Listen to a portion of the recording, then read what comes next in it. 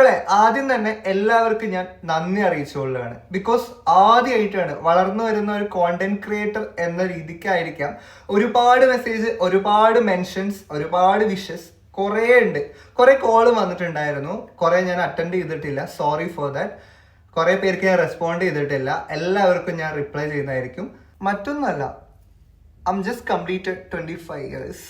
എൻ്റെ ലൈഫിലെ 25 വർഷം അങ്ങനെ കംപ്ലീറ്റ് ആയിരിക്കുകയാണ്. ബർത്ത്ഡേ എന്നത് നമ്മൾ സെലിബ്രേറ്റ് ചെയ്താലും ഇല്ലെങ്കിലും അത് നമുക്കൊരു സ്പെഷ്യൽ ഡേ ആണ്. ഞാനില്ലേ ഈ ഫ്രോഗ് തിയറിയിലെ തവളയെ പോലെയാണ്. എവിടെ ഞാൻ പോകുന്നോ അവിടെ ഞാൻ ഒരു കംഫർട്ട് സോൺ ക്രിയേറ്റ് ചെയ്യാറുണ്ട്. സാഹചര്യം മാറുന്നതനുസരിച്ച് ഒരു കംഫർട്ട് സോൺ അവിടെ ക്രിയേറ്റ് ചെയ്യാനുള്ള ഒരു കഴിവ് എനിക്ക് ദൈവം തന്നിട്ടുണ്ട്.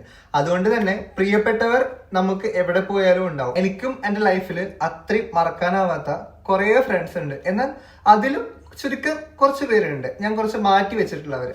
അവരൊക്കെ നമുക്ക് എന്തെങ്കിലും ഫേവറേറ്റ് ആയിട്ടുള്ള ദിവസങ്ങളോ അങ്ങനെയൊക്കെ ഉള്ളപ്പോൾ നമ്മുടെ കൂടെ ഉണ്ടാവണം എന്ന് നമ്മൾ വിചാരിക്കുന്നത്. കുറച്ച് നിമിഷം നമ്മൾ കൂടെ ഉണ്ടാവണം എന്ന് വിചാരിക്കുന്നുണ്ടാവും. അല്ല ഞാൻ പറഞ്ഞു വരുന്നത്, നമ്മുടെ സ്പെഷ്യൽ ഡേക്ക് നമ്മുടെ സ്പെഷ്യൽ ആയിട്ടുള്ള ആൾക്കാർ നമ്മുടെ കൂടെ ഉണ്ടാവുമ്പോൾ നമ്മൾ കുറച്ചുകൂടി ഹാപ്പി ആയിരിക്കും. നിങ്ങൾക്ക് ഇങ്ങനെ തോന്നാറുണ്ട്? അങ്ങനെ എല്ലാവരെയും പോലെ സ്പെഷ്യൽ ഡേ കളറാക്കാൻ വേണ്ടി എൻ്റെ ആ ചുരുക്കം പ്രിയപ്പെട്ടവരും ഇന്നലെ എത്തിയായിരുന്നു. അതുകൊണ്ട് തന്നെ അതൊരിക്കലും എക്സ്ട്രാ സ്പെഷ്യൽ ഡേ ആയി മാറിയായിരുന്നു. നിങ്ങൾക്കും ഉണ്ടോ ഇങ്ങനെ സുഹൃത്തുക്കൾ, നിങ്ങളുടെ ഡേ കളറാക്കാനും സ്പെഷ്യൽ ആക്കാനും വേണ്ടിയിട്ട് ഉള്ളവര്?